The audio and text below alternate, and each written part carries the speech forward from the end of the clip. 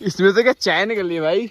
ये कह तो बावड़ा हो गया ये भाई, ये होगा बावड़ा, ये होगा पागल भाई। देखो ये मथुरा के लड़के पागल हो गए यहाँ पर।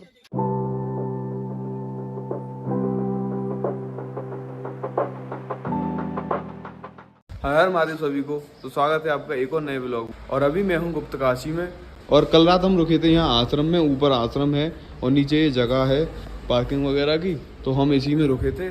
तो अभी हम यहाँ से निकलने वाले हैं और अभी सीधा पहुँचेंगे हम गौरीकुंड। लगभग 1 बजे 2 बजे तक पहुँच जाएंगे आराम से। अभी 32 किलोमीटर यहाँ से गौरीकुंड, और पूरी जो है खड़ी चढ़ाई है। तो देखते हैं चलो कितना टाइम लगता है। फिर उसके बाद हम थोड़ी देर वहाँ रेस्ट करेंगे और सीधे चलेंगे अब केदारनाथ जी के मंदिर पर। तो चलो आगे बढ़ते हैं अपने सफर में। तो ये वो आश्रम जहाँ पर कल रात हम रुके थे आकर, और अभी देखो हम सब तैयार हैं जाने के लिए। 3 भाई ये और एक साइकिल मेरी।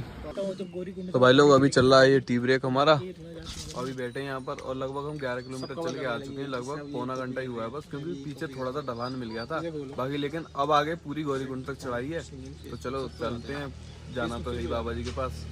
भाई हालत जो है बहुत ज़्यादा ख़राब है, और देखो चढ़ाई चढ़ चढ़ के परेशान हो गए। लेकिन देखो एक बहुत अच्छी चीज़ दिखी है, वाटरफॉल। छोटा सा ही है पर लेकिन बढ़िया लग रहा है। वीडियो में इतना अच्छा नहीं आ रहा होगा, अभी आपको पास से जाकर दिखाता हूँ। और देखो वहाँ से चढ़ के जाएंगे हम।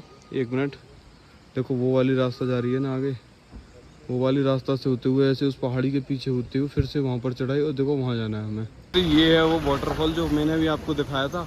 हम वहाँ से आए हैं, वो झोपड़ी टाइप की जो बनी हुई है वहाँ से। और देखो कितना प्यारा लग रहा है।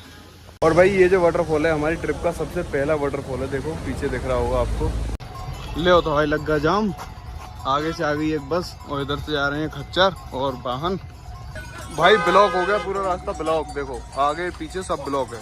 अब चला है भाई। अभी मैं रुका हूँ आपको एक व्यू दिखाने के लिए। देखो ये आपको सामने लाइन जो दिख रही है, ये सारे खेत हैं पहाड़ों के।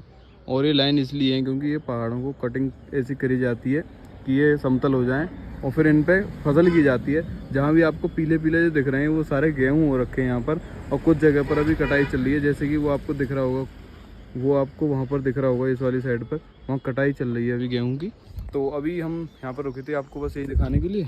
और ये साइकिल खड़ी है अपनी। अभी आंटी जी क्या कर रहे हैं यहाँ पर? तो यहाँ पर ट्रैक्टर वगैरह नहीं होते, तो ये हाथों से कूटे जाते हैं। बालियाँ पहले गेहूँ से अलग करी जा रही हैं इधर टोकरी में, और फिर ये माजी जो है डंडों से कूट कर इसको गेहूँ को निकालेंगे। यही व्यू देखने के लिए तो आए थे हम यहाँ पर, वो भी अपनी साइकिल से। यही व्यू देखने के लिए। कल के बारे में मैंने एक चीज़ आपको नहीं बताई थी। कल हम जब आ रहे थे गुप्तकाशी के लिए, तो रास्ते में एक पत्थर आके गिरा था बिल्कुल हमारी साइकिल से 10 कदम आगे। अगर हम थोड़ा सा और आगे होते तो शायद से वो यहाँ होता। तो बाबा केदार की कृपा से कल हम बच गए। ये वाला वाटरफॉल तो उससे भी तगड़ा है जो पिछला वाला देखा था। काफ़ी पानी है इसमें। तो अभी कुछ ही आगे बढ़े थे वाटरफॉल से, और देखो भाई देखो ये गाड़ी देखो इसकी क्या हालत हुई है आखिर। और देखो ये पेड़ जो है बिल्कुल उल्टा हो रखा है, और ये गाड़ी देखो बिल्कुल ख़त्म है। शायद से इस वाली लैंडस्लाइड में दबी हुई, क्योंकि ये वाली लैंडस्लाइड जो है बिल्कुल अभी की लग रही है। क्योंकि पत्थरों का जो कलर है वो काला नहीं है, पीला सा है। क्योंकि जो पुराने पत्थर होते हैं जो नहीं खसकते हैं वो काले हो जाते हैं ना, इस वजह से लग रहा है कि ये इसी लैंडस्लाइड में दबी है, और मलबे को हटाने के बाद ये इधर कर दी है। आओ तो मैं एक और बढ़िया सा व्यू दिखाता हूँ। देखो पहाड़ों से नीचे बादल, ये देखो पहाड़ ऊपर तक जा रहे हैं लेकिन बादल उनसे नीचे हैं। फाइनली मैं पहुंच चुका हूँ सोनप्रयाग संगम पर। तो देखो यहाँ पर होता है 2 नदियों का संगम। देखो उधर से जो आ रही है वो है मंदाकिनी, और ये है सोन नदी। और सोन नदी के नाम पर ही इस संगम का नाम पड़ा है सोनप्रयाग, और ये गांव भी सोनप्रयाग के नाम से ही जाना जाता है। अभी गौरीकुंड सिर्फ 4 किलोमीटर रह गया है, हम इस पुल को क्रॉस करके आए हैं। और ये पुल जो है सोन नदी के ऊपर बना हुआ है, जो आगे मंदाकिनी नदी में जाके मिल जाती है। और आप ये सोच रहे हो हाथ में क्या है, तो भाई ये है गुड़ जो। तो भाई यहाँ पर साइकिल तो रोक दी गई गौरीकुंड पर, अब वापस जा रहे हैं कहीं खड़ी करने। इनको देख, साइकिल तो हमें ऊपर नहीं ले जाने दे रहे हैं यहाँ से। तो यहाँ पर अब देखो सारी जो बैग वगैरह हैं वो एक दूसरे में एडजस्ट कर रहे हैं। जो ज़रूरी सामान है वही ले जा रहे हैं मुँह पर, बाकी 1-2 बैग ही यहीं पर छोड़ेंगे। और देखो ये आ रही है मंदाकिनी नदी, और देखो भाई हमारे क्या हाल बना रखा है यहाँ पर, कितना कूड़ा कर रखा है भाई। अगर आप यहाँ आते हो देखो सामने पूरी प्लास्टिक बॉटल्स हैं, और देखो यहाँ पर भी सारा कूड़ा पड़ा हुआ है। तो भाई मैं सबसे बस इतनी रिक्वेस्ट करना चाहता हूँ कि बस अगर आप आया करो तो कूड़ा इस तरह से मत किया करो। जो भी कूड़ेदान वगैरह यहाँ पर लगे हुए उसमें डालो।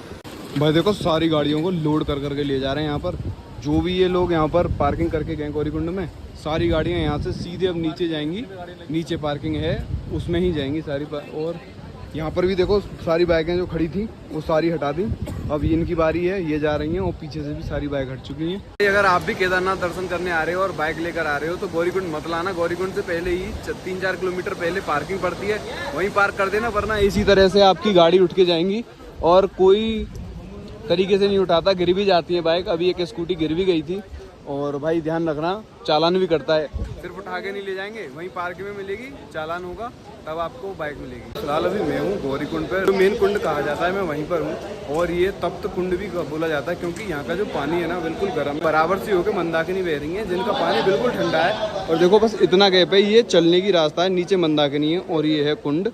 और इसका पानी इतना गर्म है जैसे कि हम घर पे गर्म करते हैं ठंडों में नहाने के लिए। और यहाँ बिल्कुल ऐसा जैसे कि बिल्कुल फ्रीजर में से निकाला हो। भाई बहुत ठंडा पानी है नदी का। अगर आप इसमें शांति से रहोगे, पड़े रहोगे तो आपको इतना गर्म नहीं लगेगा, लेकिन आप इसमें बार बार हाथ पैर चलाओगे तो आपको ज़्यादा गर्म लगेगा। बाहर बैठ के पानी डालोगे तब भी ज़्यादा गर्म लगेगा। गौरीकुंड में स्नान करने के बाद अभी हम आए हैं गौरी मैया के दर्शन के लिए। ये गौरीकुंड के बराबर में ही है बिल्कुल, इसीलिए इसको गौरीकुंड भी बोला जाता है। तो वैसे ये तप्त कुंड है गर्म पानी होने की वजह से, और यहाँ पर ये गौरी मैया का मंदिर है पीछे ही बराबर में इसके, तो इसीलिए इसको गौरीकुंड भी बोला जाता है। और यहाँ पर लिखा हुआ है कि ये समुद्र तल से कितनी ऊंचाई पर है, तो ये अभी 3583 मीटर की ऊंचाई पर है समुद्र तल से।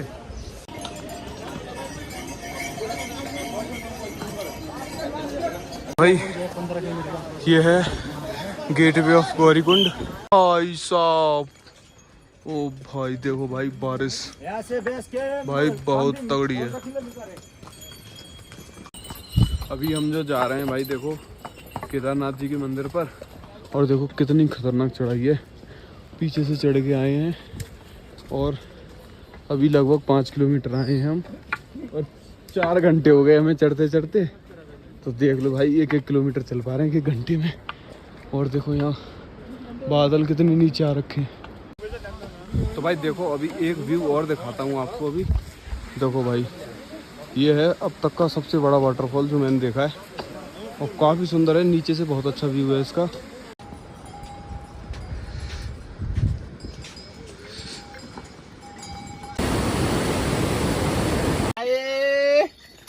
इसमें से क्या चाय निकल रही है भाई? ये कह तो बावड़ा हो गए। ये भाई ये हो गए बावड़ा, ये हो गए पागल। भाई देखो ये मथुरा के लड़के पागल हो गए यहाँ पर। चलो बाय बाय। भैया चाय, भैया चाय वाली। ये मजदूर का हाथ दिखातिया, बर्फ को पिघलाकर पानी बना देता है। तो भाई कल हम गुप्तकाशी से चले थे और गौरीकुंड आकर रुके थे साइकिल से, और साइकिल से पूरा रास्ता पैदल ही कवर किया था साइकिल लेके। फिर उसके बाद गौरीकुंड से आगे साइकिल नहीं लानी थी तो फिर हम आगे पैदल चले आए। और देखो भाई फिर हमने आके यहाँ पर लगाया था टेंट, और रात का ब्लॉग इसलिए एंड नहीं कर पाया क्योंकि हम रात में 12 बजे यहाँ पर पहुंचे थे। तो लगभग हम 18 घंटे लगातार चले ही चले थे, तो भाई इसलिए बहुत थकान हो गई थी, बैठते ही नींद आ गई थी, इसीलिए मैं तो भाई लेट गया था। तो भाई कल का ब्लॉग करते हैं आज एंड। और अगर आपको ये ब्लॉग अच्छा लगा हो तो कमेंट में हर हर महादेव जरूर लिख देना। मिलते हैं नेक्स्ट ब्लॉग के साथ। हर हर महादेव।